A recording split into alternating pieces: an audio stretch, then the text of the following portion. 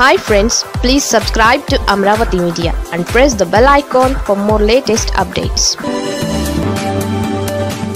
TDP నేతలకు జగన్ భయం వెంటాడుతోందా?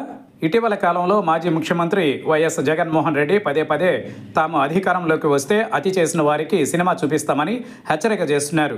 వడ్డీతో సహా రుణం చెల్లించుకుంటామని ఆయన గట్టిగా చెబుతున్నారు.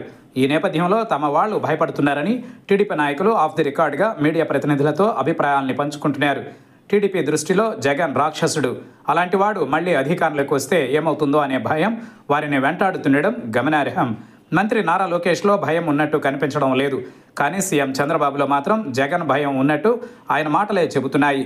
అయితే జగన్ అనే భూతాన్ని తిరిగి అధికారంలోకి రానివ్వమని చంద్రబాబు గంభీరంగా ప్రకటిస్తూ ధైర్యం నింపే ప్రయత్నం చేస్తున్నారు. కూటమి ప్రభుత్వంలో అపరిమితమైన అధికారాన్ని చెలాయిస్తున్న లోకేష్లో భవిష్యత్ అంతా తనదే అనుకుంటున్నారు.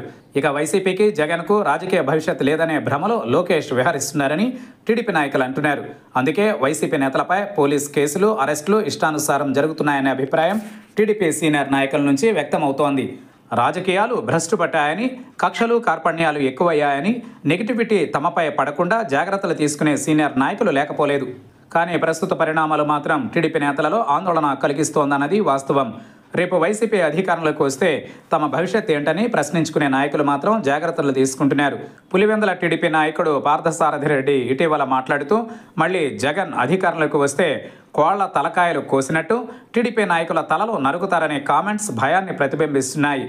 టీడీపీలో భయం లేనిదల్లా లోకేష్, ఆయన ముఖ్య అనుచరుల్లోనే.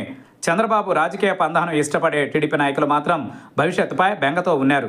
ఇప్పుడు అధికారంలో ఉన్నామని రెచ్చిపోతే రానున్న రోజులలో ప్రతిదానికి మూల్యం చెల్లించుకోవాల్సి ఉంటుందని టీడీపీకి చెందిన ఒక సీనియర్ నాయకుడు చెప్పారు.